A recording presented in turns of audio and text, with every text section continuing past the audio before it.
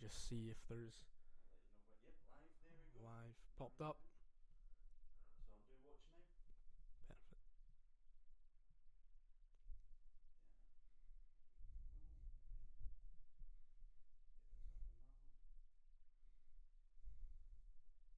Perfect. Perfect.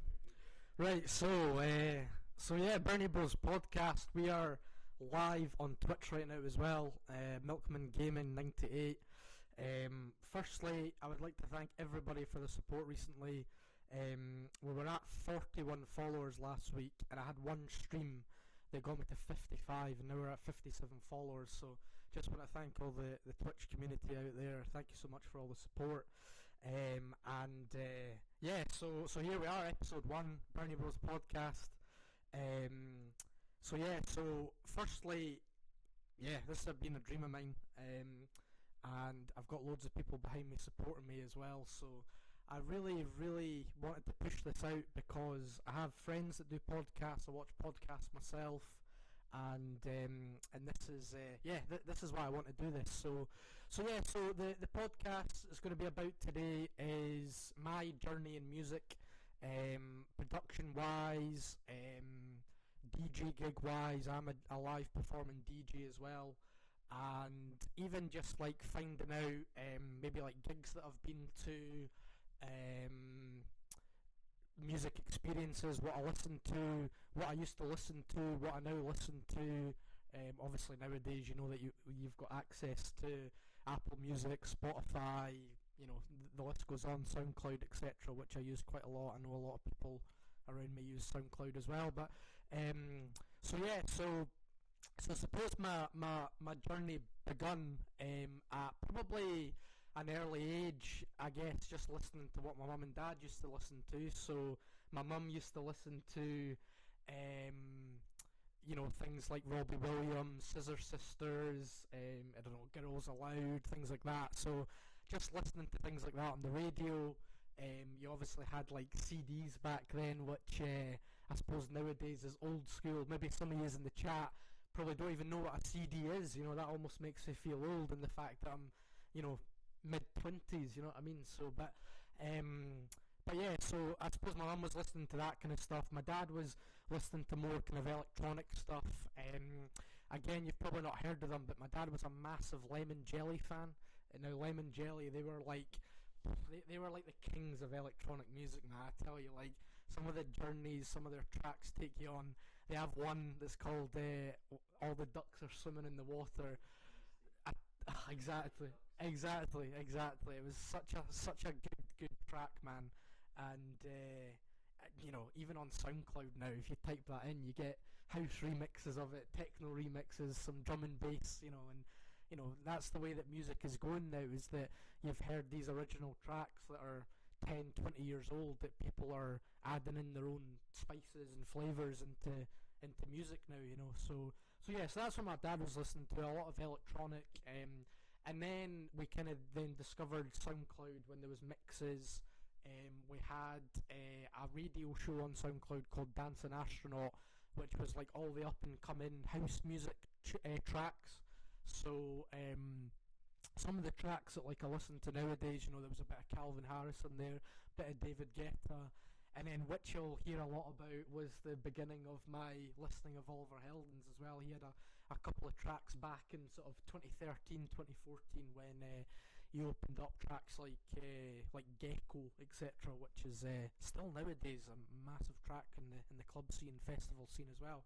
So I had a bit of a mixture of sort of like very vocalized music from my mum, and then very electronic, sort of like synthesizers and like bass, sub basses, etc., from my dad as well. And then I suppose that then brought the love into my house music nowadays as well. And now obviously I am a DJ, but I looked up to a lot of DJs like back then as well. Again, I've mentioned them before, Scottish born and bred, Calvin Harris, big inspiration to me as well. I used to listen to a lot of his tracks and kind of like want to be him to begin with. And then obviously Oliver Heldens, as I was talking about as well, Dutch DJ, who's he's absolutely massive now, almost like from a almost like a commercial music type of way as well. You know, like I was even like chatting about him and not really mentioned, but he's worked for like the likes of like Britney Spears and things like that as well. So even these little things like that you watch a kind of underground DJ who's now working with like some of the biggest music artists in the industry is pretty cool to see. So yeah, so my love of house music came from obviously my dad listening to that, and then finding out different DJs like Oliver Heldens, and obviously you've got Tiesto, David Guetta, and then obviously some of the newer ones. There's Fisher now as well. There's John Summit. So yeah, so that's where it all came about as well. And then in 2019 for my 21st birthday, I got booked onto a DJ school. That was my birthday present for my 21st, and that was crazy. It was a club in Edinburgh, and they hosted their own DJ school. And I can remember my first lesson like it was yesterday. You know, like the person who was teaching me was just a really cool guy. Jumped onto the decks, obviously feeling a bit nervous, but because of my musical knowledge back in the day, I used to play drums, used to play xylophone, glockenspiel, the little triangle as well, and obviously the hardest instrument out there, the triangle, but yeah, so all these like little musical things, I had that sort of counting in my head. It's always about 4, 8, 16 bars in DJing, which is the same for drums, it's the same for guitar. You maybe don't realise it because it's maybe a different kind of style of apparatus and different style of music, but there's always counting in any music. And I think if you're a musical, you've got good musical taste, then you'll always know that counting's going on through your head as well. So I always knew that deep down I was going to be good at the DJing from that point of view. And it was when he started telling me that there's sound waves and there's things that you can change the beats per minute for and things like that. And almost like I was thinking like, this is almost like shortcuts to doing the drums. Especially when I did the drums, it was just a bit of paper in front of you and you just read the notes and you're like, right, I have to memorize this. Whereas with DJing, like, especially when I first did it, it was all there for you. It was all right in front of you. You know what I mean? So, not to be like overhead, like big-headed or modest or anything like that, but just from my experience with drums and xylophone, being part of a percussion band and things, it was already kind of there. I just had to sort of just feel it in my soul, feel it in my bones. You know what I mean? So that's why I just, obviously present day, I still have massive interest in DJing, because I suppose with the DJing, I feel like I can kind of express myself a wee bit more than maybe what I could with the drums, because you were always kind of reading music, and a lot of people know me as well. I prefer to kind of go off the cuff, and I think that's what DJing does in a way, like when you're doing festivals or doing gigs. I suppose when you're in a band it's the same, but maybe if you've got a bit of music in front of you, you're kind of following it line by line, whereas if you've got a track on, you can play any effects within that track, or you can make up your own drop even though there's maybe already a drop in the track, and you can add your own kind of effects into it as well. And I think that's why I adjusted to it, because I just go on and feel it. I go on and express myself. And you might have seen a wee clip on my TikTok as well when I was advertising it as well, but I don't use the sound waves anymore. It's not my thing, because not that I see it as like cheating or anything like that. I just see it as like, that's me. That's the way that when you listen to anything done by RKM, that's what you're going to get in it. You're going to get a bit of freedom, you're going to get a bit of expression, you're going to get my type of music, but you're going to get it in a different format, the way that maybe music was produced 10 years ago.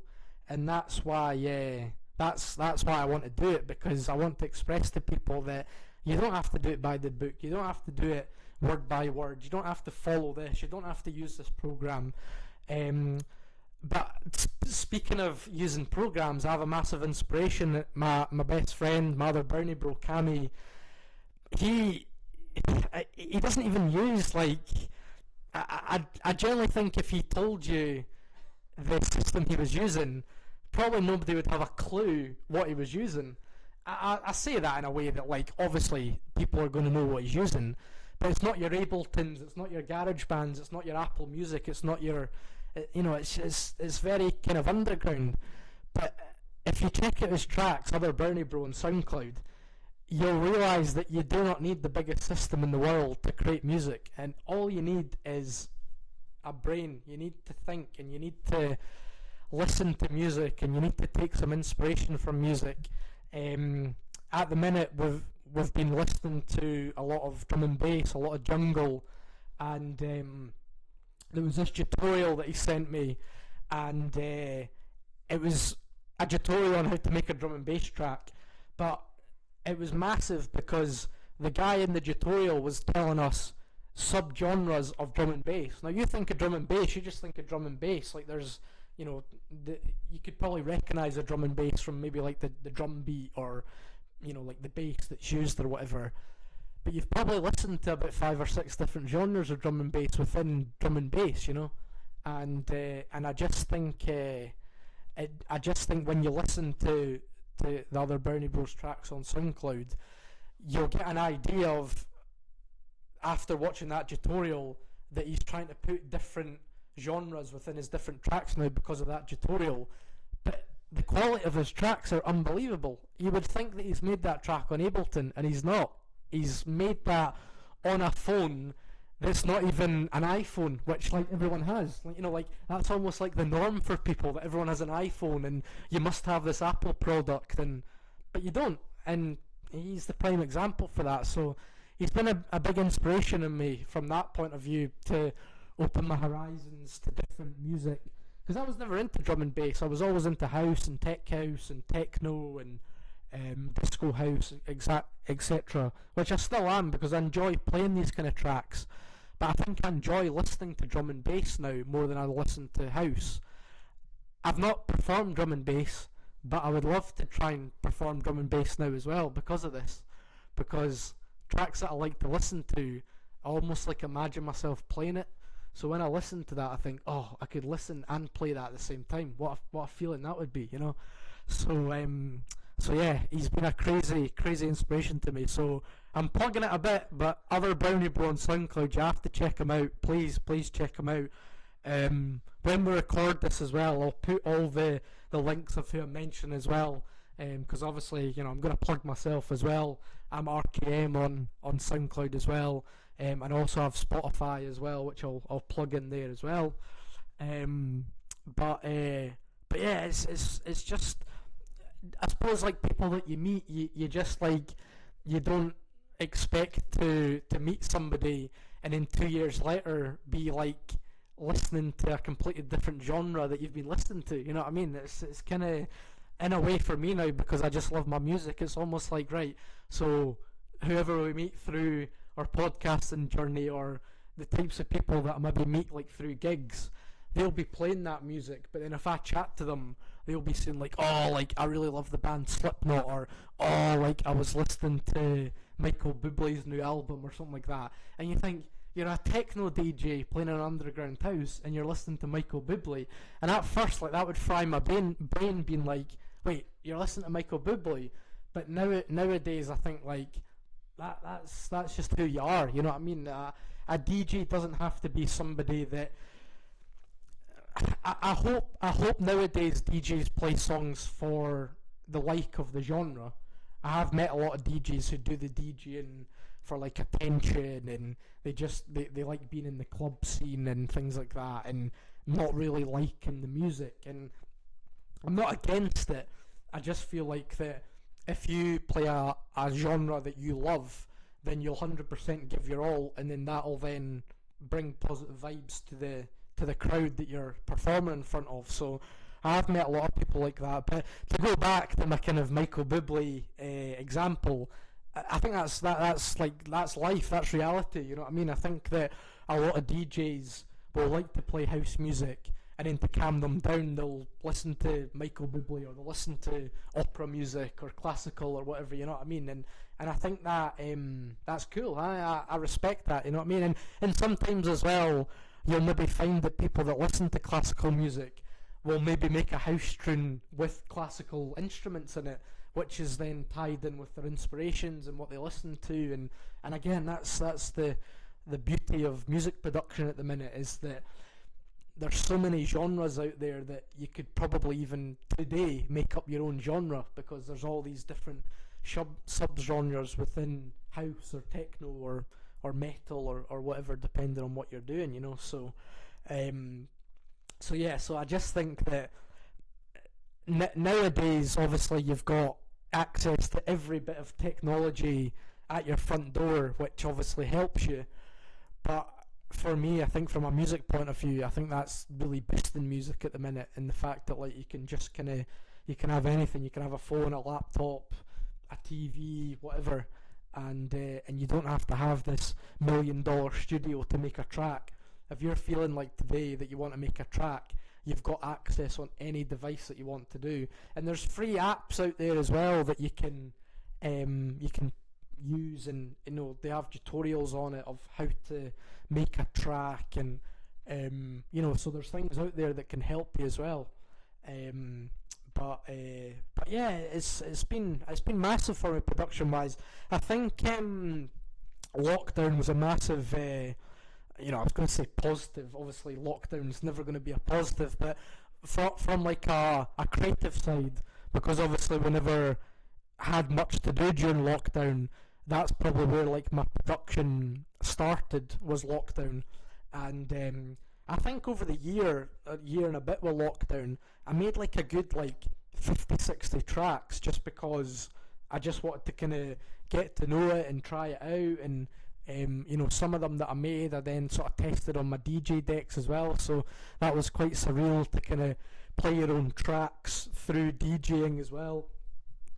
And then off the back of that, there was a bar that I played at. It was like an underground bar, and I can't remember exactly the name of it. I said it like in a wee clip that I put out as well, but I think it was called like the Boozy Cow or something like that. I had like cow in it or something like that, I know, which again, you know, cow, milkman, all ties in, you know, but but that gig sticks with me because it was the first time I played a track that I'd produced live. Now I was nervous as heck to play it, but what kind of encouraged me was that all the crowd were being like, "Oh, when are you playing your track? Oh, when are you playing your track?" and kind of like pushing me to do it. You know what I mean? And that was pretty mad. You know, that was cool in the way that the audience were generally wanting me to play my own track when I was like, "Oh, I don't know how this is going to go down." Even though before I played it, it was kind of already going to be positive vibes either way if I played it, or you know. So that track sticks with me because I played that live as well, and I will, yeah. So it's on Spotify. It's called Juicy. It's also on my SoundCloud as well, and yeah, please listen to it. I would love for you to check it out. The little video clip on my Spotify, so you get like a canvas as well. The canvas of that track is me playing that gig live as well, so you get like a wee snippet. There is also on YouTube, if you go onto YouTube and type in Edinburgh DJ Ruin McDowell, that whole gig is actually filmed live as well, so again you can watch the whole set and you can see how much of a positive vibe and people were giving it large when Juicy came on as well. And again, I'm not plugging this as well, I did have a few alcoholic beverages which helped kill the nerves, but you can kind of see my reaction in the video that I'm sort of like giving it like, oh yeah, this is the best thing in the world and loving this, and finally like almost felt like I made it in a way, you know what I mean? I've played one of my tracks live, that's all I wanted to do. If I don't do anything DJing after that, that'll always stick in my memory, you know what I mean? So just little things like that is really, really cool to think back as well, and the fact that I had you know, these music, you know, production things that I was doing over lockdown to playing a track live as well, you know, so it's cool. You've got a new follower. Ah, cool. It's Reiki 21813. Thank you so much for the follow, Ricky. Thank you, man. Appreciate it. Oh, it's me, Ricky, from TikTok. How we doing, Ricky? Yeah, I remember you. I remember you, Ricky. He's called. I think he's called Reese. I believe his name is. He enjoys a game of FIFA from time to time. He enjoys a game of Fortnite. So shout out to you, Reese. Shout out to you. Thanks so much for joining the chat, man. I appreciate the follow as well. So we're up to 58 followers now. So we're getting there. We're getting there. Yeah, I appreciate the follow, man. Thank you so much for the support. And yeah, kind of like going to the chat as well. Make sure that you're putting in all your comments if you've got any questions as well. You want to know more about my DJ gigs or more about my tracks or where you can access them or whatever, please put it into the chat, and we'll 100% get that answered as well. So thank you all as well. Speaking of FIFA, Yes. you always like the FIFA song. Yes, I do. FIFA, yeah, I think the thing with FIFA is that it was all very, what would you say, sort of indie music, you know. So I suppose to tie it in was that a genre of house that I used to listen to a lot of my dad was deep house. Now, deep house is a very laid back, kind of chilled kind of vibe, and the songs that FIFA used to put in were very like chilled indie, you know, like you could just almost at times, like when I played FIFA, I would almost just be like vibing in the lobby. I wouldn't even be playing the game. I'd just be going through the track list and like, oh man, this is a tune, I gotta add this into my Spotify playlist, you know.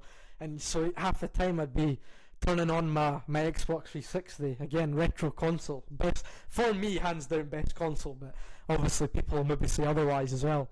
But yeah, I would just be vibing to some of the tracks. There's a band I think that played quite a lot of FIFA tunes. They're called Foster the People, I think they're called. If you've not listened to them, I think like obviously if you've played FIFA you'll probably know of them, but there's some tracks of them that you'll probably recognise, even just like through the indie scene.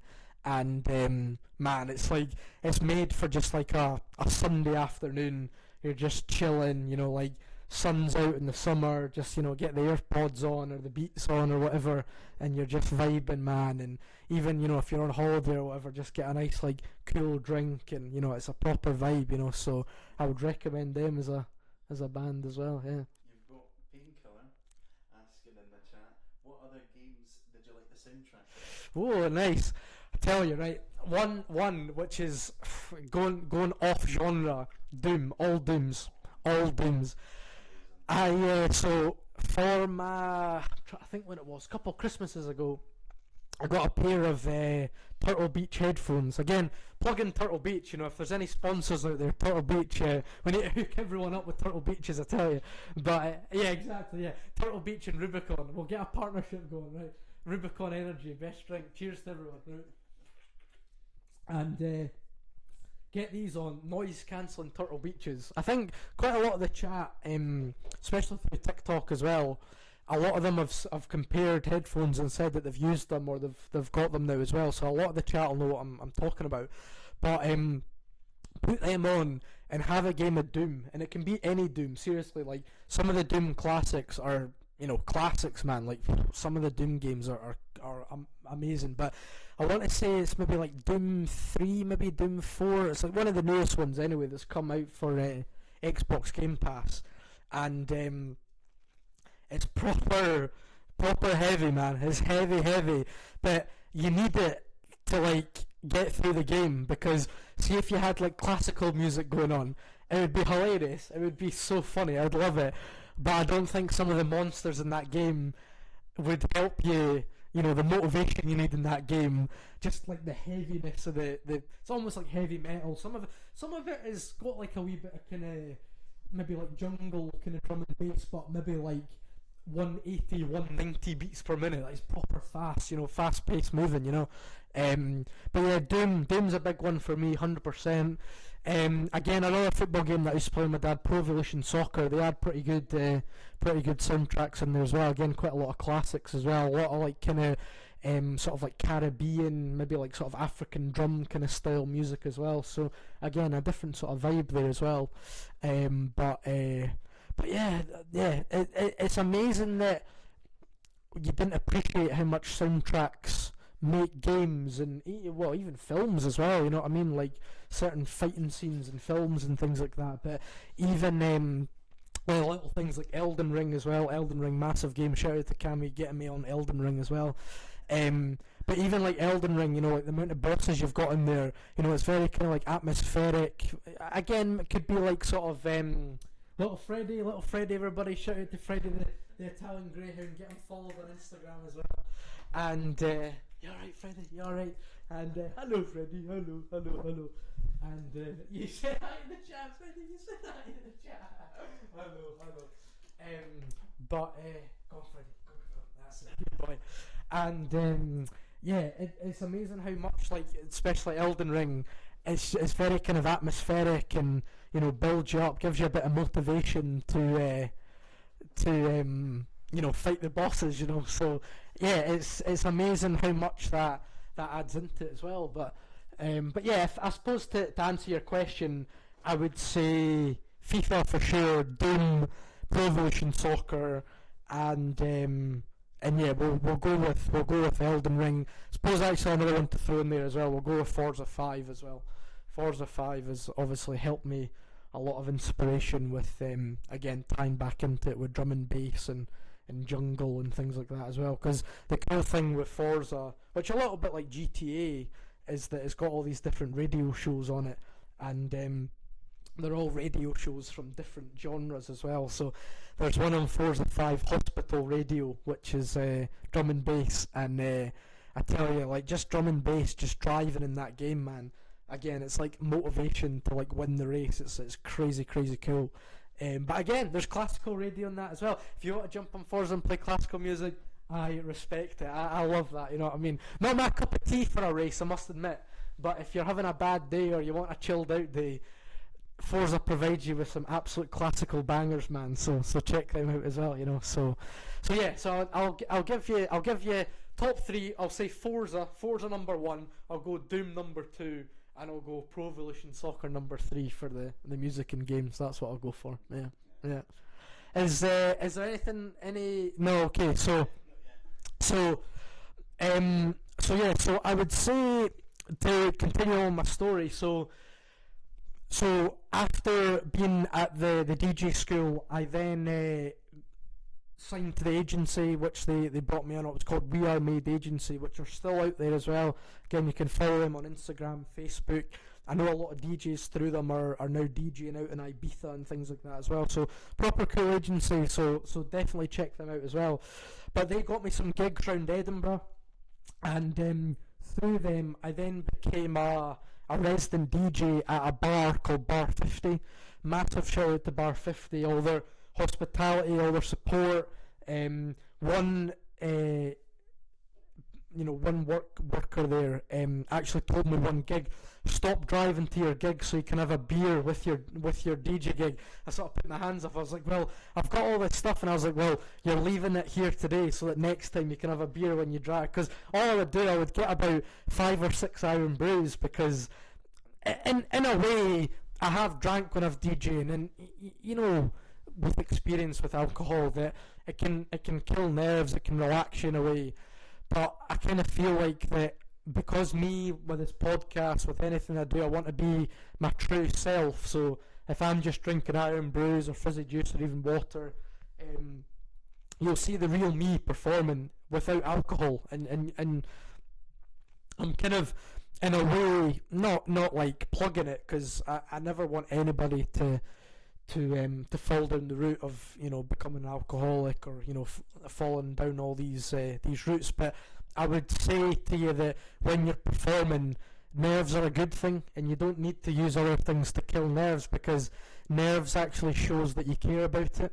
So if you have nerves before your performance, that shows that you're actually up for it. You're ready for it. We all have nerves, you know.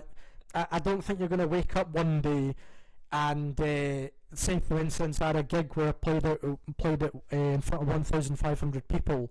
If I wasn't nervous before that gig, would I have put more into it than not being nervous? You know what I mean? I think like nerves is a way that once you overcome it, once you do it, you know, I remember like first couple of tracks in, especially as a DJ, your first couple tracks, when you've transitioned them together and you think, right, I'm feeling this today. I've done 3 together. They've gone nicely together.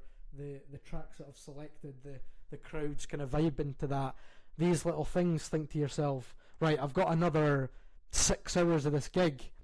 Let's do it. You know, let's get this done. You know what I mean? And I know that sometimes, you know, I've had gigs in the past where maybe the whole 8 hours that I've performed, I've felt really nervous. But I think these little, I don't want to say down gigs, but kind of like gigs where I've maybe not felt it compared to others, helps you in the way that when you have a gig that's amazing, you're like, oh, thank God I did that gig that I was nervous for 8 hours, because then when I did it the next time and absolutely smashed it, you have that belief of like, I can do it in any like mind frame. I can do it when I'm not feeling it, I can do it when I can do it, and when I do it, I absolutely smash it and the crowd knows it as well, you know. So I think nerves are a good thing, you know what I mean. I think it's a really cool thing.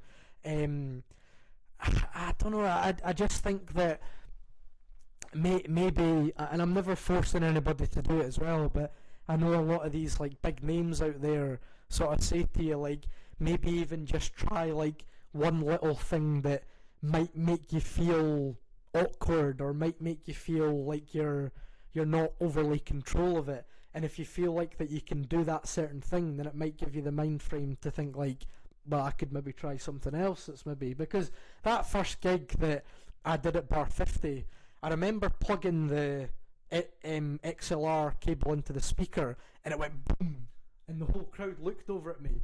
Little things like that's like, it's embarrassing, you know what I mean? Like, I could have done that and been like, oh no, I'm actually just going to call it the night and just go home, you know what I mean?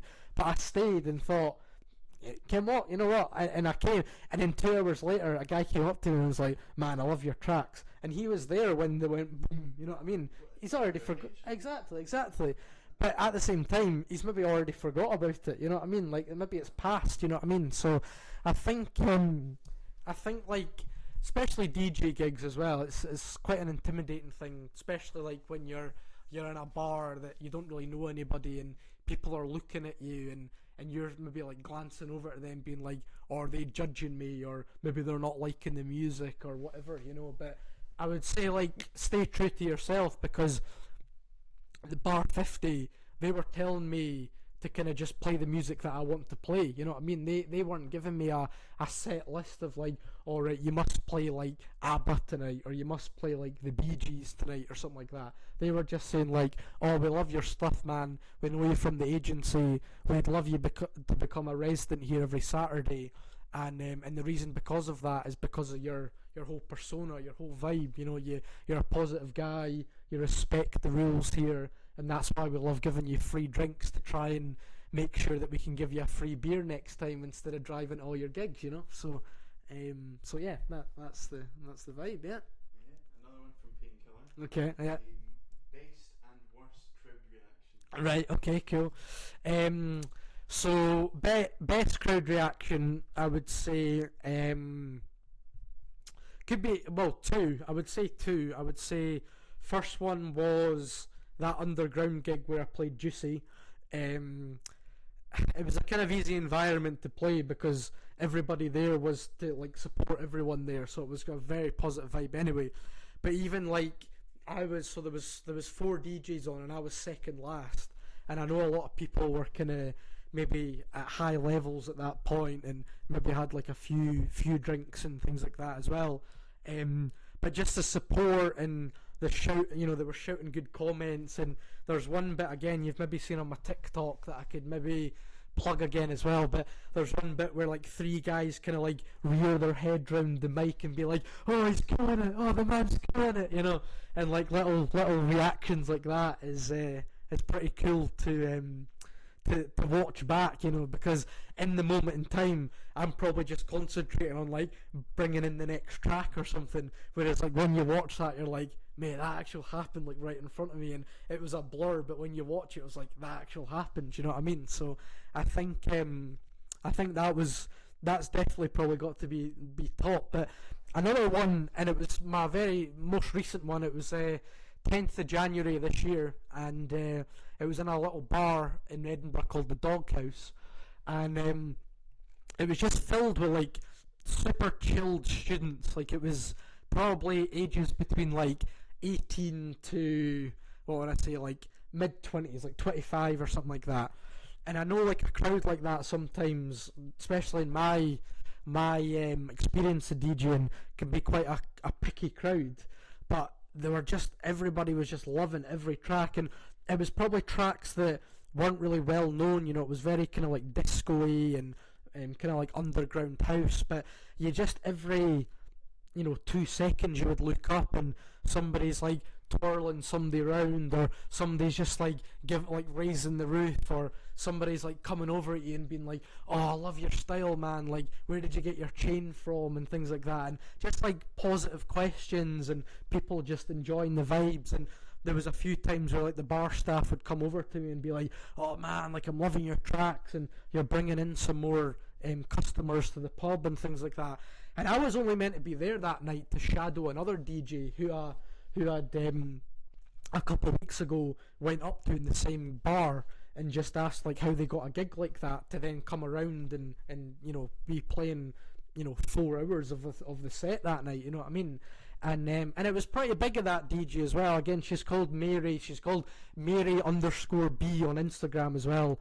And she does like all the kind of underground house and kind of techno gigs as well. So again, a nice little contact to know there as well. You never know, may in the future be getting her on as a future guest in the Brownie Bros podcast as well.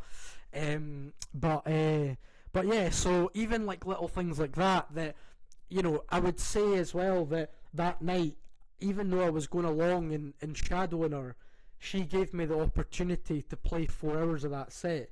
Now, I put absolutely everything into that 4-hour set to make as much of a vibe, as much as a reaction. Obviously, as I say, the bar staff came over, commented, had a few of the customers come over and comment as well. I wasn't actually technically the main DJ there that night, but the fact that I was giving my all and I cared about it, and it was the songs that I play, and it was just my overall vibe. That's probably why I was getting good comments, because I felt myself, like I was kind of moving differently, and obviously I'd had a wee break from the DJing, so it was like a first gig back, so probably felt a lot more refreshed, and maybe went back to that point where I was nervous because I hadn't played in front of a crowd, but the first 2 tracks in, I was like, I've missed it. Like I know how to play in front of a crowd. I know how to entertain people.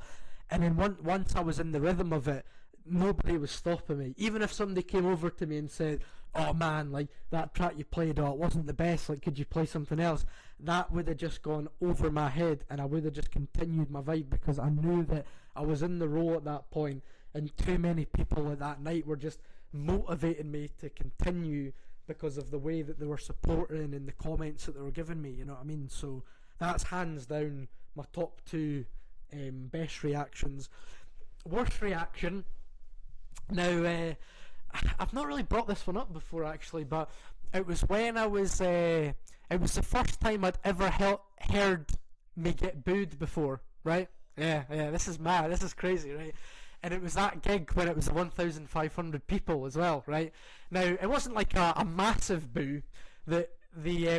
So with this gig, it's called Big Cheese, and it's commercial. It's all commercial. So it's like your ABBAs, your Bee Gees, your Britney Spears, your Ushers, your whatever, So you've got all them that people love to hear, like, say it's like if you look on Spotify, it would be like top 50 in the United Kingdom now. You're probably finding like Katy Perry and all that. And again, I'm not dissing it. It's not my vibe of music, because it's music that's quite difficult to DJ and kind of transition into together, because you'll find that a lot of them you're jumping from a Katy Perry track that's like 118 BPM, and then you're bringing a Britney Spears which is like 102 BPM. So it's kind of like, in a way, you're having to do like effects to try and bring it in where it's not really a kind of smooth transition, you know what I mean? But there was one track, it was Dancing in the Moonlight, and right at the end of it there's like a massive outro, and on the wave bar it looked like that it was like the energy was continuing, so I kind of like I saw that there was like 2 minutes left on the track, so I was like, right, I've got this next track coming in. I'm kind of just having to do an effect and then bring it back in. But I didn't know that the outro was just like a boom, boom, boom for like a good 2 minutes. So I was like, I got to like about 1 minute, and I was like, is this going to change? Is this going to go like back into?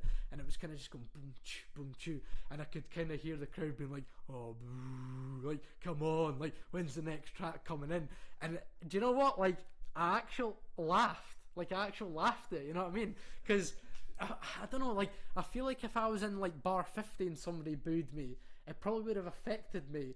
But because like I had like, I'm not saying like the whole 1,500 people were booing me, but there was probably a good like 50, 60 people booing me, and I was almost kind of wanting to be like, come on, keep it coming, I love it. I was kind of like vibing off it, you know what I mean? So I kind of in a way, like, it was like, oh, boo, and then I brought the next track in, so it was almost like they were making like their own effect for me in a way, you know what I mean? So yeah, I suppose like to turn like the negative into a positive, it didn't like affect me, but it was probably like from a crowd reaction, the first time like ever being booed, I thought, wow, this is like I'm being booed here, you know, like there's kind of a bit of kind of love hate going on here, you know what I mean? So so that's why, yeah, I would definitely say that was my. You've got Jameson the Great. Okay. Saying hi. How are you doing? I'm very good, Jensen. Very good. How are you? I know that he's known as Biker001 on TikTok as well.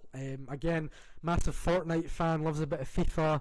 Loves a bit of Rainbow Six Siege as well. So yeah, nice to have you in, Jensen. And yeah, if you've got any questions, fire it our way as well. I know that some people in the chat were telling me instruments that you played and your musical experiences as well. So if you've got any comments, please send them in. That would be awesome as well. So yeah, my example there, negatives can sometimes make you react in a positive way, you know, and you know, like it's I don't know, like it's kind of one of these ones, like in this day and age, like I got booed, like it's quite cool, you know what I mean? Like I got booed, you know what I mean? Like I think in a way, like a lot of people say like, oh, the haters are gonna hate, like do something that's gonna bring the haters onto you or whatever, you know what I mean? And it's not my vibe to do that, but I brought out like a crowd reaction, you know what I mean? Like I think the crowd were wanting something from me, and because like maybe that transition was a bit different to others, they felt the need to boo, which as I say, I've kind of thought that's quite cool, you know. So yeah. Jameson's back. They're saying, I have 3 rats called Scabbers, Crowley, and Patch. They are 1 year old. Oh, nice. So you have rats. Wow, interesting pet. I like it. Yeah, I can't say I'd ever come up with. I mean, how did you come up with the names there? That was what were the names there again? Scabbers, Crowley, and Patch. Scabbers, Crowley, and Patch. Right. Okay. I mean, I'm liking it. You'll need to put us in the chat of how you came round to these names, because yeah, they're cool names, but rats. Wow, that's. I mean, I guess I gotta respect it, man. I mean. There you go. Yeah, you'll need to tell us that as well, Jensen, how affectionate they are if you know, you're having a down day and these rats are, you know, coming to give you some cuddle. Exactly, yeah, coming and giving you some cuddles and you know, helping you be better. So you know what? You never know. Again, Burning Pros podcast. Who knew today we'd be chatting about somebody with pet rats? And you never know. You know, I'm kind of at the minute not plugging it, but there could be rats behind us in one of our episodes. Who knows? You know, could be shouting out. Could be getting somebody who's, you know, a trainer of rats to provide us with a family of rats for our next episode as well. Right, Jensen's back. He's saying Crowley was from ATV show my dad likes. Okay, yeah. Scabbers was because he has a scab on his tail. Fair enough. Yeah. And Patch because it looks like he has a patch on his head. Oh, okay, fair enough. I mean, now I have an idea of why they're named like that, you know. So I love that. So so Scab, how did he get his scab on his tail? That sounds a bit sore, that. But yeah. So yeah, but I love that, Jensen. I love that. I'm a pet guy as well. The amount of dogs I've been looking after recently, you could almost call the studio Edinburgh Zoo. So yeah, and got another dog coming in the next couple of weeks that I'm looking after, who I think out of all the dogs is the most crazy and energetic dog ever. So if you see me having a rough patch in the next couple of weeks, it's not because I've drank too much alcohol or been on a come down or anything. It's just because it generally feels like I'll be looking after a human baby. So, which again, Cameron, he knows. Big shout out to Cameron, his family, little boy. Congratulations to him as well. Jameson saying he got his tail trapped in his cage by Crowley whilst fighting. Oh wow! And like when the rats fight, cage match, yeah, my god, yeah. Well, you'll need to have my god, Jensen, you'll need to send us like a little like cage match wrestling rat edition. That'll be all. Yeah, exactly, yeah. So here's a question for you, Jensen. Then going on that, so we need a walkout for Crowley, we need a walkout for Scabs. So if you've got some walkout tunes for the both of them for the cage match, then get them fired in. That'd be awesome. But man, I mean that sounds pretty horrific. Sounds like maybe Crowley won that one as well. If obviously Scabs has been scarred the rest of his life now. But I've got one for you. So okay. You were saying about you were getting into music when you were younger. Yeah. Why did you not go study music at uni? No worries at all. So yeah, when I was younger, probably the reason why I didn't go and study music was because I'm not like the most academic, I would say. So I think like the more practical side of music I would do, but the whole like music theory, I'm not really, like if you showed me like like say like a music scale and different octaves and things like that, on paper I probably wouldn't be able to tell you anything about it. But if you said to me like, oh, have I gone up and down an octave by ear, I could tell you that easy, you know what I mean? So I think it's more like the listening and practical side of music. I did do music at school. I got my national fives, and part of the music exam was 50-50, so it was you had to do a practical and then you had to do a theory. So my first practical was I had to do drums to it was kind of just like it was like the Nationals music playlist. So it wasn't even like you were having to like play. Yeah, it was almost just like a piano, and then you would be like, right, when do the drums come in here or whatever, you know what I mean? So it was literally like a basic piano chord, and then the teacher would be like, right, you just follow this bit of paper and know when the drums come in, you know what I mean? So from that it was fairly easy. But again, that was me like playing the drums there, so I was still able to kind of count, and I had an idea of my counting when I was doing that. So I did get like a music qualification at school, but after that it wasn't really like my thing to go on and properly study it. It was more like, how could I maybe produce it, or how could I go and perform it, really, rather than like if somebody came up to me and was like, oh, like what chord are you using, and what minor is this in, and things like that.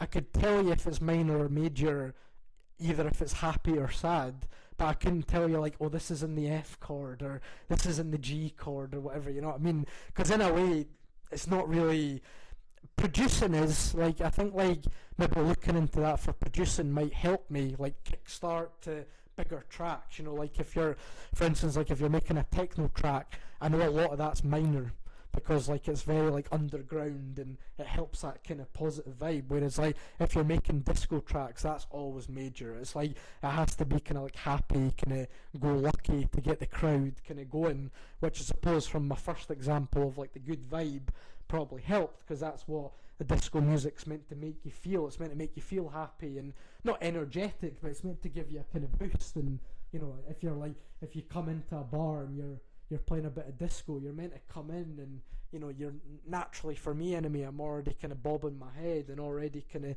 getting used to the vibe, and then it's kind of wanting me to get me a drink or something like that, just so I can kind of add more to the vibe and things, so so that's probably why I didn't study it, because in general I'm just not the most academic but the performance side of it and the actual practical side of music is what I love, and which is why I've kind of taken that on for me now. Yeah, so but I have to say that a lot of people that I've worked with, especially, so there was a thing a couple of years ago, a guy, again, just in his flat, just like here, he had a music recording studio and he set up his own music production school, basically. So I went along there for a week, and a lot of what he chatted about was music theory. Like when he was chatting about music production, like he knew like the certain chords, and he could tell me what that chord was, and on a piano he was like, right, this is the A chord and this is the B chord, and he knew everything, and he didn't have to look at paper or anything, he just knew all that in his brain. And I think like it does help, it definitely does help, but I think for me the way with music is that I just like feel it. So I know when I've produced a track when it's a good track, because it's just like how it makes me feel, and that's just the way I do it, you know what I mean? And I think, as I was saying before, about like all the equipment that you need, and the sounds and all the stems that you can download and things like that, a lot of it in a way is kind of done for you, so you can then just kind of go and edit it your own way and chop different drums up or chop different chords up and make it into your own chord, but it's all in the background kind of being edited for you, so you don't technically need to do it. I think like next steps for me though, I'd quite like to learn into how to maybe do a chord and then change it into like the correct format for a certain drum and things like that, which I'll definitely be looking into. But for me, it's just like a kind of no pressure, having fun situation.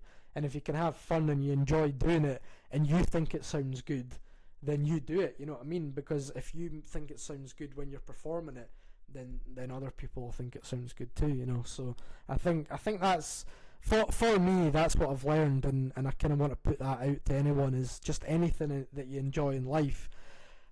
Not everybody's going to like it, but if you personally enjoy it and it makes you feel good on the inside, makes you feel good mentally, then why wouldn't you do it? You know what I mean? It's one of these things where if it's making you good, and it's you've had a stressful day and you come home and record a podcast, and after the podcast you've forgotten about your stressful day, you've completed it, man. You've completed life. You know what I mean? So that's one big thing I would say, like from a DJing point of view, is that you're going to get people out there that are going to judge you and hate you, but if you're happy because you're happy with what you're doing, you're happy with the music that you're playing, the DJing vibe, then it's going to come across, So yeah.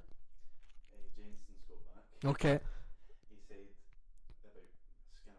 Yeah, yeah. Whatever it was. No, he didn't win because Crowley came out with a wonky head, because their tail's attached to their spine. So he also got his tail caught in the cage, but he was rolling around and I had to help him. Oh my goodness! Wow, that. Yeah. So that sounds like yeah. I mean, I would say draw, but it almost sounds like a sort of defeat for the both of them in a way, But that's true, and we're getting like the sort of full skeleton of a rat here now as well. So obviously the tail's attached to the spine, and obviously the spine on anything is probably the most important bone in your body. You know what I mean? So yeah. So I mean, again, chatting about rats. I mean, I think now we're probably going to have to reach out to vets. Going to have to reach out to the RSPCA now as well.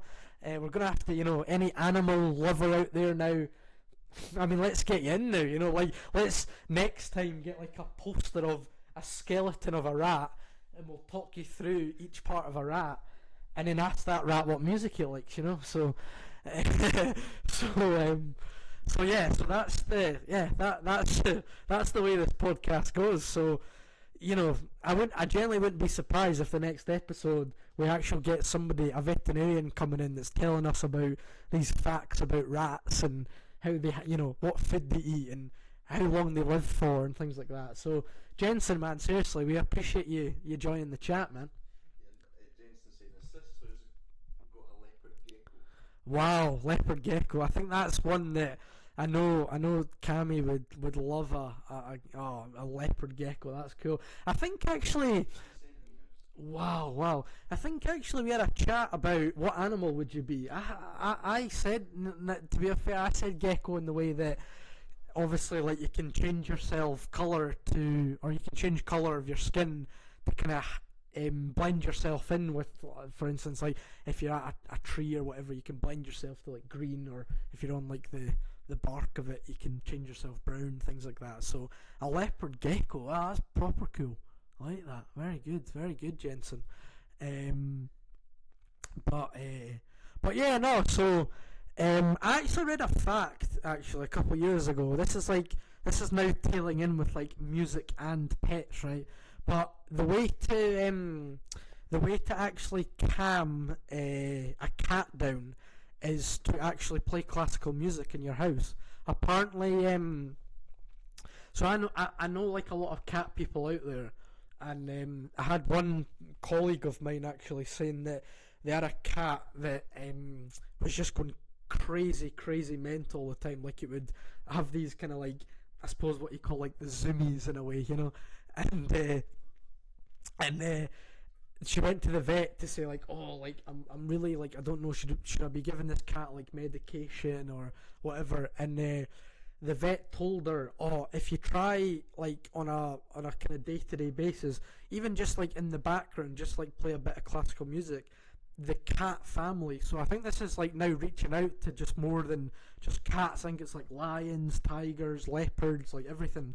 If you play like classical, like soft sounding music, it actually like makes them like really sleepy, and that's what like the vet was telling me. So my colleague told me that like, I don't know, like a good few months ago, and who knew that it would actually now be coming into this conversation? You know what I mean? Like I was just sort of thinking like, really, is like this true? And I was like looking into it, and like the internet. Obviously, you can't believe everything that you see on the internet, but there was like loads of like BBC News stories about it and things like that, saying like cat lovers are meant to be doing this, eh? So Jameson said, never knew that, thank you. there you go. You learn something new every day, Jensen. Yeah. So Jensen, I suppose now your experiment is that when your rats are ever fighting, do you play Slipknot to continue it going, or do you play some Susan Boyle to try and calm it down, you know? And also, does the leopard gecko then join in if this music's in as well, you know? So, leopard gecko, there you go. So, you never know because it's now labelled as a leopard. Does that either go the opposite way and it goes crazy with classical music, or do you just play Slipknot and you enjoy the show, I guess, you know? So yeah, Jensen, you need to let us know, man. You need to let us know. No, I play Eye the Tiger. You saw our clip, Jensen. You saw our clip. I'm sure you did. That's amazing. So to tie in the Eye the Tiger, this is amazing. I'm actually saving my guests from asking me questions here because you're just joining them in here, Jensen. So talking fights here, because obviously you've brought up the rat fight. This is obviously a human fight, but I had a mad, crazy experience again at Bar 50 where I was just playing my decks, and I think it was during the Fringe time in the Edinburgh Festival, and I could just sense like a bit of tension between like these two guys, and I think maybe they'd had too much to drink or whatever. They weren't in a sort of clear headspace, I guess, and just out of nowhere they kind of start like pulling each other's jumpers and pushing each other, and generally right in front of me, and I'm talking like literally like the decks are here and these guys are like here, so I'm like playing my tunes and these guys are actually like going for each other and swinging punches and you know, in a way, like this is a kind of why we're doing the podcast as well, because I want to find out from other people's scenarios of how people dealt with this situation.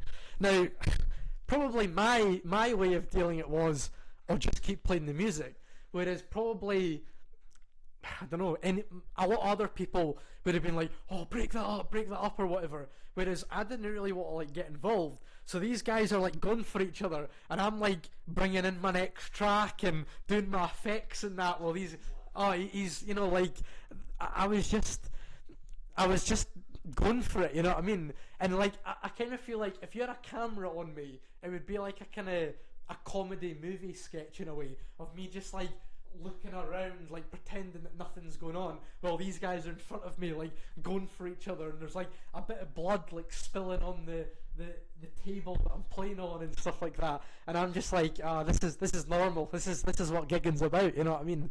But we had a clip in like one of the run through practices that we're doing, and Cammy just like threw, and he was like, "Oh, next time when these guys are like fighting, you need to throw an Eye of the Tiger or something like that, you know, when these guys are coming on, you know, and like maybe, you know, cut their heads out or something like that." And I could have edited them with their like boxing uniform and the gloves are on kind of style, you know what I mean?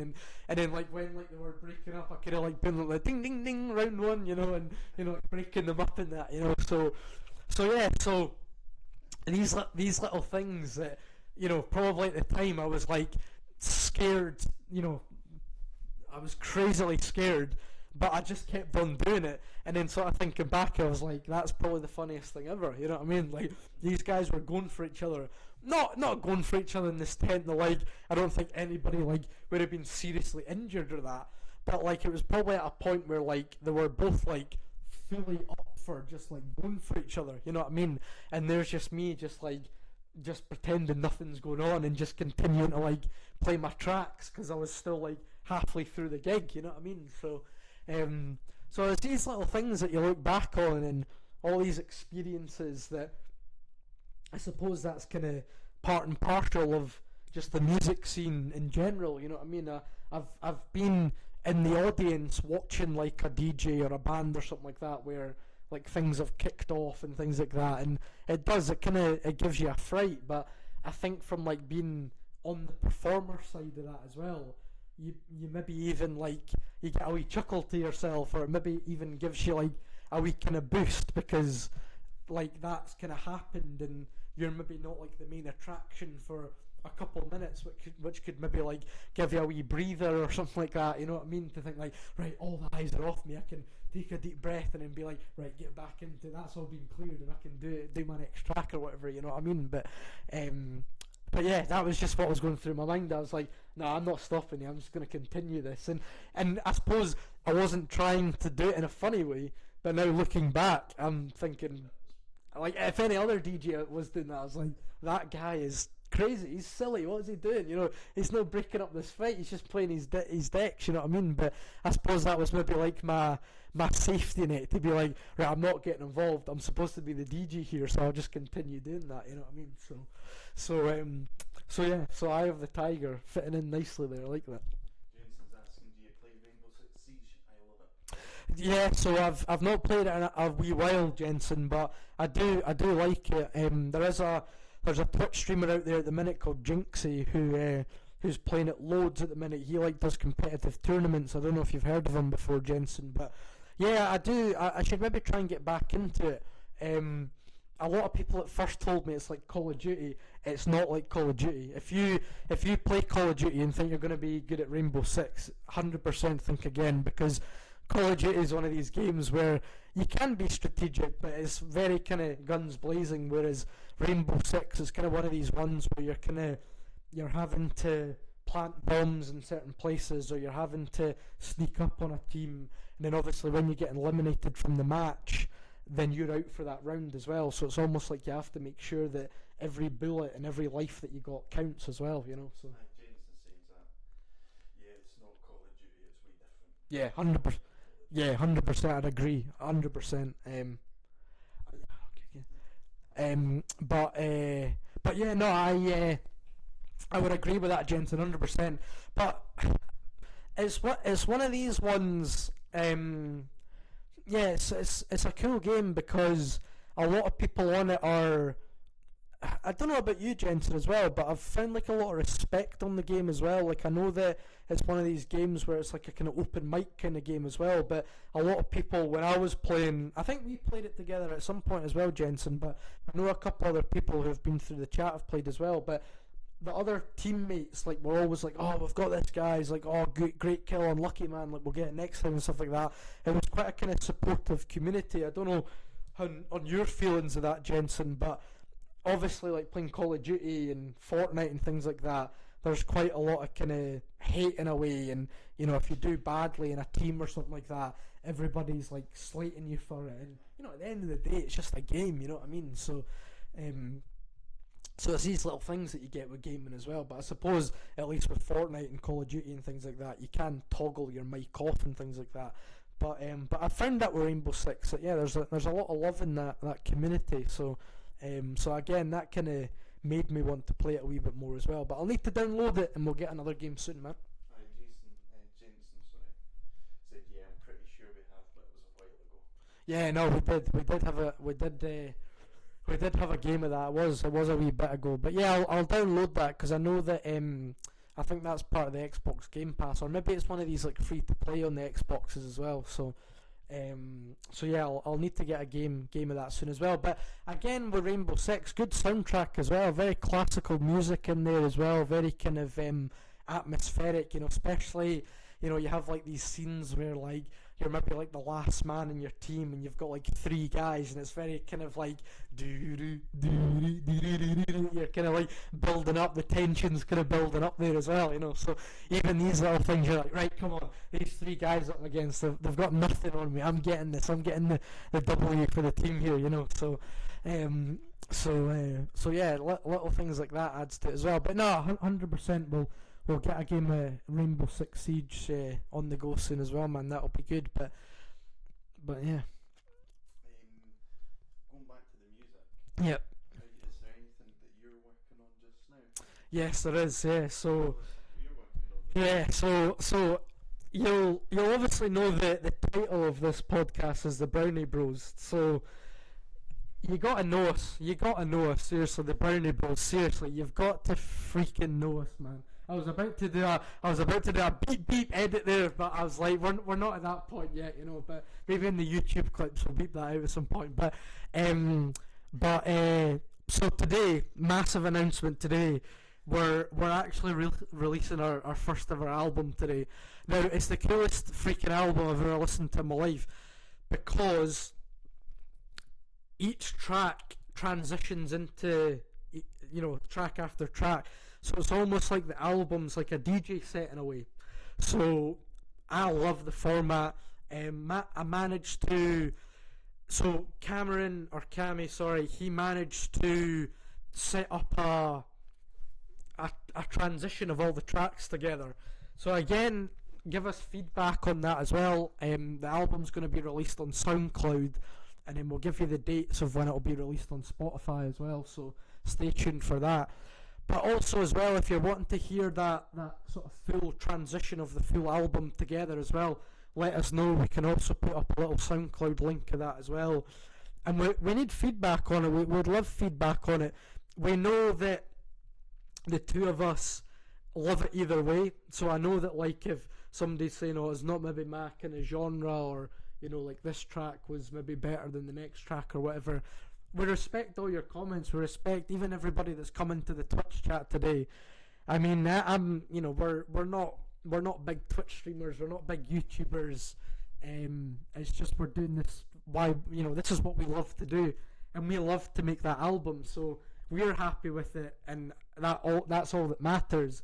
But the little great comments or the little feedback comments, it can help us maybe for the next tracks that we make or whatever, like we might maybe notice, you might notice something that we didn't, that we might think, do you know what, like next track we'll actually generally think about that, you know what I mean? We'll always take your comments with consideration, 100%. We'll never bypass a comment and say like, oh, I said that's rubbish, so we'll bypass it. We respect everything you say, because we know that everyone in life isn't going to love what I love or what we love, you know what I mean?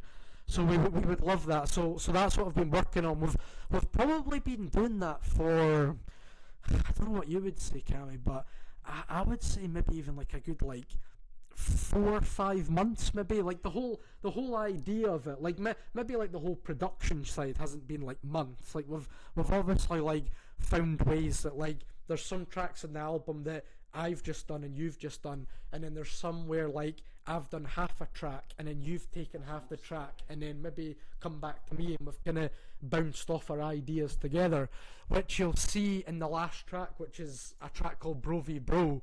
So this is an idea we came up with that we thought we have to do this, and I think we're going to carry this idea on to many more tracks in the future. But the structure of this track is that each, I think it was 16 bars, I want to say. No, 32 bars, that's right. Each 32 bars of the track was our own vibe on a certain chord. So we had a chord that went through the whole track, which again you'll listen to when you come onto it. But each 32 bars was our own drums, was our own bass. We maybe added in a couple more synths and chords into it as well. So it's almost in a way like we don't like calling it because we have so much love and support for each other. But it's almost like a kind of a DJ off, or a kind of music off in a way. You know what I mean? It's like a kind of versus kind of picking kind of vibe here, you know. But it's kind of like sort of like, right, you play 32 bars, I'll play 32 bars. It's like, right, we'll bounce off each other and you know, we'll motivate each other to get bigger and stronger. And you'll sort of notice that like I start off and it's maybe, I'm not saying it's like low key as a start, it's still quite a heavy start, but you'll notice throughout it that like the last couple bars are like proper, we're throwing everything at that man. So that's a track I'm proper psyched to hear your comments with that as well. But yeah, Brownie Bros album Fresh Out the Oven is what it's called. There is a track in there called Fresh Out the Oven as well, which there is vocals of that, so fresh from the oven. And man, I cannot wait to hear your feedback with it. So yeah, that's what I've been working on. And as soon as we stop this podcast today, we're gonna get that live. We're gonna post that everywhere. And I'll leave links to the SoundCloud, and stay tuned as well, because we'll also edit this as well, and we'll put a little YouTube up as well. So there will be a Brownie Bros podcast YouTube channel being created in the background here as well. So again, make sure you subscribe to that. I'll also put this on my Milkman Gaming YouTube. I'll put clips of this on my TikTok. Again, we'll plug everyone that's been involved in this as well, because there's a lot of background to this as well. There's a lot of people behind the scenes that are doing hard work here that will maybe not shout out just now, but hopefully in the future we'll be able to give them more support as well, because what they do is, as I say, it's like 95% of the progress. I'm just sitting in front of the camera here chatting rubbish about, you know, whatever, you know. I asked somebody in the chat, or give us a walk-on tune for one of your rats. I mean, is that what we're meant to be doing here? Probably, I don't know, yeah. But I didn't think it was coming in. But that's the whole purpose of this podcast, is because I wanted to start with music, but then I want you to come in and tell me about the skeleton of a rat, and that the tail's connected to the spine, etc. You know, so all these little things we're not going to rule out, because that's what our podcast is all about. And yeah, I want to thank everybody for tuning in today. It's been absolutely amazing. I appreciate everybody chatting in. I know that you're showing your love and support, even if you are or aren't here, because as I said, there'll be more clips coming out as well. And yeah, Brownie Bros podcast, first episode. And yes, sorry, Desert Island Artist, of course, yeah. So last question of the podcast today is 3 desert island artists. Now this is going to be a theme of the podcast, so everybody we get on, we're going to ask this, so we'll get a whole idea of who likes who artists, and maybe even like certain band members will kind of interview separately, be like, can you believe your drummer says that he likes Britney Spears and you like Michael Bublé, you know what I mean, like, and have a little bit of banter like that as well. So we can maybe even ask Freddie who he likes as well. So yeah, so my three desert island artists. Number one, I'll go for Oliver Heldens, 100%. Oliver Heldens is for me the greatest DJ to live. He just keeps producing absolute bangers. Recent one he's put onto Spotify, Inferno, It's on Spotify, it's on Apple Music, it's on SoundCloud. So if you don't know Oliver Heldens, check him out as well. He also does a radio show, Hell Deep Radio, as well, so check that out. And you never know, we may be featured on that. Some of the tracks that he's been bringing in recently are a wee bit kind of drum and bassy, jungly, so he's kind of moving into that kind of vibe. So you never know, we may be featured on that radio show at some point as well. Who knows? Fingers crossed. So number 1, Oliver Heldens. Number 2, I'll go for. Now this isn't me being cringy or corny or anything, but I'll say the other Brownie bro, number two. I might not have put him on there a couple of weeks ago, but having a couple chats with him, I've actually realised how much he actually has inspired me. He's brought me on to new drum and bass tracks. He's made me a lover of liquid drum and bass now. Jungle music is massive, and well, jungle music is massive. Jungle is massive, you know. Even like some of the tracks that he's listened to before, just like the drums that I've listened to, you know, like it might be like a bit of metal or like a bit of you know, I'll say like screamo, but it's kind of like heavy metal, kind of heavy band sort of stuff. The drums that are used in that is the drums that he sort of uses in his tracks, and you get that from it, and that's inspiring to see that he's like listened to a lot of tracks in the past and bringing that into his own style, and because of that, it's then made me love genres off that as well. So number 2, other Brownie bro, please check him out. Seriously, I'll go on my hands and knees if I have to, but number 2, Brownie bro, please. But and number three. Oh, who could be number 3? Number 3, I'll go for Fisher, Tech House DJ. Some of the festivals he's done, man, they've actually made me like want to cry. They're that good. Like some of them are mind blowing. Like when you watch a YouTube clip of him, you almost feel like you're actually in the crowd. That's how like atmospheric some of his stuff is. I know a cousin of my girlfriend, she's actually seen him live, which I'm seriously jealous about. Would love to go see him live at some point.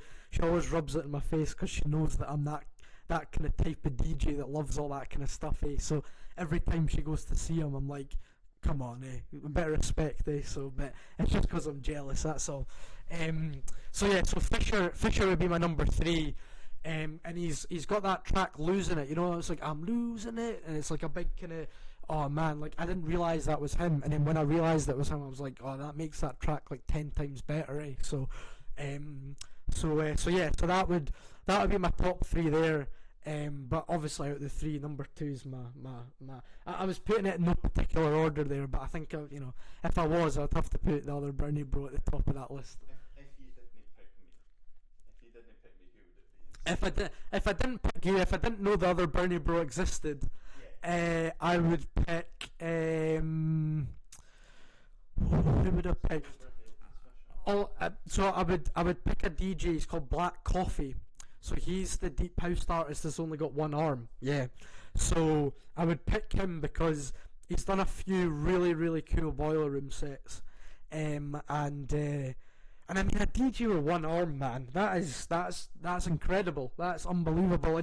And the way that he does it, you know, like you can sort of see like he's bringing in the next track, and then there'll be like that deck over there, and he's sort of like using the outside of his art, like his hand, to like bring that in, and then he'll use the inside for it, you know, and it's just little things like that, you know, like that he's had to adjust to that. But when you see that on camera, it's like, oh, that's freaking cool. Like the way that he's, you know, I've actually tried to do that in a gig once, and it's like impossible. I'm like, how do you do that, you know? But just the way that he's got his technique to do that with one arm. And I'm a big lover of deep house as well. Like again, sort of setting that summer vibe with the sun out and a nice cool drink and that. Deep house is such a cool vibe for that as well. So I suppose like I would put him, you know, 0.2 there, because obviously the other Brownie bro is definitely in that spot there. But if I didn't know the other Brownie bro, it would have to be Black Coffee for sure. But But yeah, but I suppose before I go, if you guys have like any further questions in the chat, or if there's anything that maybe I've not covered that you might want to cover, and I know like we've said like it's music in general, but generally if you have anything, like I've always said to you as well, there's been a few times like on the TikTok chats where like you've generally needed just like a wee message from me, or you've needed to just like get a little bit of help and support, you know, like you've had a bad day, or like I know a couple of yous have gone through like a few breakups and that recently that you've been telling me that, again, like technically I don't really need to know that, but I suppose that you guys are giving trust in me, and I'm always that kind of guy that's always there to lend a hand. So yeah, if you have anything in the chat that you're wanting to ask away, please ask away. That would be really really cool. Yeah, I'm looking forward to seeing how this live's gone. I know obviously the brilliant thing about Twitch is that it's already recorded all this as well, so we can go back and watch this all as well. You guys can as well in the chat if you're watching in as well, because it'll all be there on my recordings as well. It'll now be my latest recording, so when you pop onto my Twitch channel after this podcast, you'll see that live's already up there. So yeah, so even watch it back, drop a little couple messages. All my socials, so there's Milkman Gaming 98 on TikTok. There's also RKM Official on TikTok, which is my DJ page. There's also Milkman Gaming 98 on Instagram, and there's also RKM Official on Instagram as well. So check them out as well. And yeah, I'm just trying to push a little idea here. It's something I'm passionate about. I said to myself as well that if I only had Cameron here watching me and he generally loved every episode, then I'd be doing an episode every week because I know he's loving it. So if he's loving it, which I know he will, then I will be putting one out as many times as I can. But if you guys love it too, then that's amazing too. It's the icing on the cake there, you know. So so drop as much as support as you can. Send this to your friends and family. I know I sort of said as well, like if you're wanting to get involved, but if you've got any ideas of like maybe people that you want us to try and get on the podcast, or you have any ideas of like what we could chat about on the podcast, or if you want us to do like a little Q&A segment at some point to get you guys involved more, or like even, I know obviously my Twitch is more like a gaming channel, which I'm kind of trying to tie in with the podcast, but we could even do like a gaming one, you know, like there's a TikTok page that popped up the other day, I can't really remember the name, but they were doing like sort of top 5 Xbox 360 games and things like that, so I could give my top 5, and then Cameron could give his, and then you guys in the chat could give yours as well, and we can all compare, and we'll be like, oh man, like remember when we used to play Halo Reach back in the day, and you're all giving us these little memories of house parties and things like that, you know. So you've got a couple. Jameson said I have to go, but it was nice talking. Hopefully see you again tomorrow. cool. Yeah, nice, Jensen, thank you for coming, man. Chelsea TR. Yeah. She says, hey, what have I missed? Well, Chelsea, you've missed a bit, but as I was saying before, this has all been recorded, so make sure you watch this back. I'll also be putting the edited video on YouTube as well, so there's going to be a Brownie Bros podcast channel getting created, but also make sure you sub to my Milkman Gaming YouTube channel as well, which I'll put this video live on there as well. But yeah, we've just been chatting music, we've been chatting about Jensen's pet rats, we've been chatting about my 3 desert island artists as well, but also Chelsea as well. We want to hear from you, we want to hear ideas, we want to hear things that we could chat about, if there's any people you want on the podcast, but also as well if you've got any questions for us as well. I'm always here to lend a hand. It doesn't have to be music related as well. If you've got any other questions as well, then fire away. But yeah, this has been really cool. This has been awesome to get this going.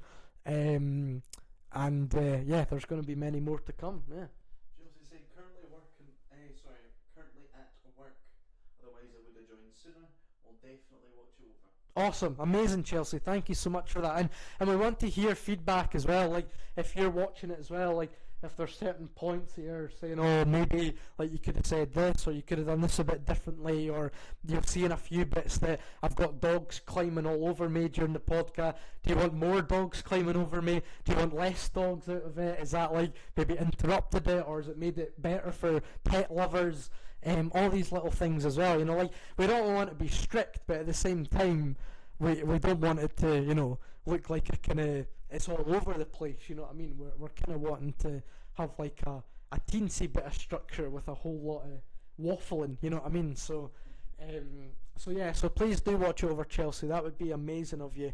And yeah, just drop us a message. As I say, make sure you follow the socials: Instagram, TikTok, YouTube, Milkman Gaming 98, and also RKM Official. And as I said, keep an eye. There's also Brownie Bros on Instagram. We don't have a Brownie Bros TikTok, but maybe at some point there might be a Brownie Bros TikTok podcast page or something coming out at some point as well. So maybe we could run that as well. And also what you've missed as well is we've released our new album as well. So make sure you check out Brownie Bros on SoundCloud. Our new album is fresh from the oven, and personally, it's a freaking awesome album. I know obviously it's our album, and I would say that, but it's a freaking awesome album, and I would really, really appreciate if you guys could check it out. So yeah, I just appreciate everybody being here. Chelsea was saying, always feel like the best podcasts are the ones that aren't crisp perfect. They have those funny moments that weren't meant to happen. Love that. Absolutely love that, Chelsea. Do you know what? Everything you said there is what we're aiming for. We don't want it to be clean and tidy like every other YouTube podcast out there. We want it to be, I know I said I don't want it to be all over the place, but I want it to like, I think like we had one point where Jensen was laughing. That's like real laughter. Like I haven't come up with that being like, right, at this point of the podcast we know that Jensen's going to laugh here. We didn't know that because that was genuine laughter, you know what I mean? So we want it to be as real and as silly and as clumsy or whatever it is possible, but with like a bit of kind of coolness and a bit of, a kind of a bit of structure to it, like we're not waiting around thinking like, right, what are the chat going to ask next, and wait here for 10 minutes and not say anything, you know what I mean? Because I think a lot of people are going to tune off then, you know what I mean? So we'll keep it going, and we'll say some funny stuff, but as you said, Chelsea, as well, the comments that you've said, and Jensen as well, that also helps tailor off the chat, you know what I mean? Because Jensen was chatting about like his rats fighting, which then brought up the fight that was at my DJ gig, you know what I mean? So that doesn't happen if you don't see these things, so Will we take any questions from like the comments and stuff as well? yeah 100%, yeah. So if you're in the comments, and even if there's anything through our Instagram or YouTube or TikTok or that you've got questions, or as I said, like we'll look through the edits of that, and what we'll do is we'll clip certain parts. So there might be that point now where Jensen's chatting about his rats fighting, which then brings in I think that could be quite cool content, you know what I mean? So these little bits, people in the comments might generally find that funny, so there'll be little things like that. But we want you, we want you to support it, encourage it. I love the messages when a lot of yous are asking me, oh, when are you going live next, or when's your next stream and all that, because like you're wanting me to, you're kind of making me feel wanted, like I'm sort of feeling like a part of your lives in a way that's helping you, so I think that would be really cool to just comment and share, and if there is any other questions that you've maybe not gotten here, that maybe like we put in our clips, but even our past clips, like even like past Fortnite stuff and that, just comment away and all that. We get the notifications through as well. I'm almost very up to date at getting back to you as soon as I can as well. So yeah, if there's any questions that you've missed as well, please fire away. That would be awesome. Yes, exactly, yeah.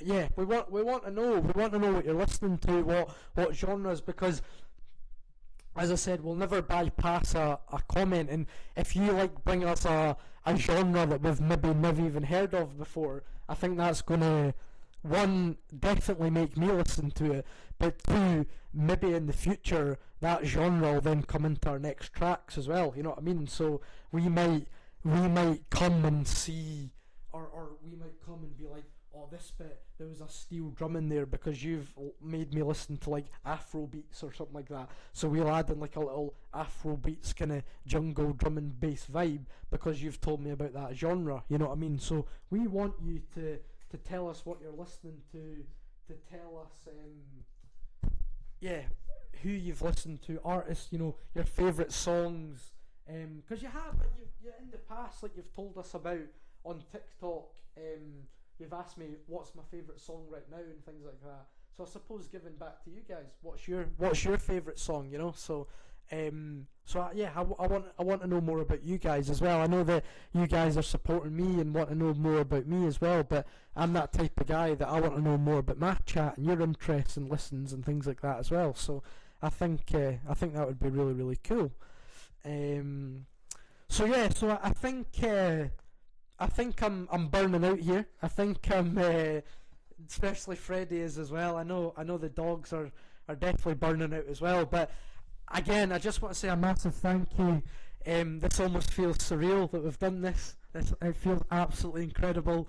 I genuinely cannot take this grin off my face how much we're doing this. You know, like I'm sitting in front of a camera, a live audience watching me here, and I'm just loving it. I'm loving every single part of it. And I've got an amazing team that are helping me in the backgrounds, making sure that all the quality and the streams and the sounds and everything are all up to date as well. So massive thanks to them as well. And again, I know I keep saying it as well, but any comments, Instagram, TikTok, YouTube, Milkman Gaming, Brownie Bros Podcast, and RKM Official, get them all followed. And finally, Brownie Bros album, live and direct, now on SoundCloud. Make sure you listen to that. Have a good one, guys, and we'll see you in the next episode. Thank you all.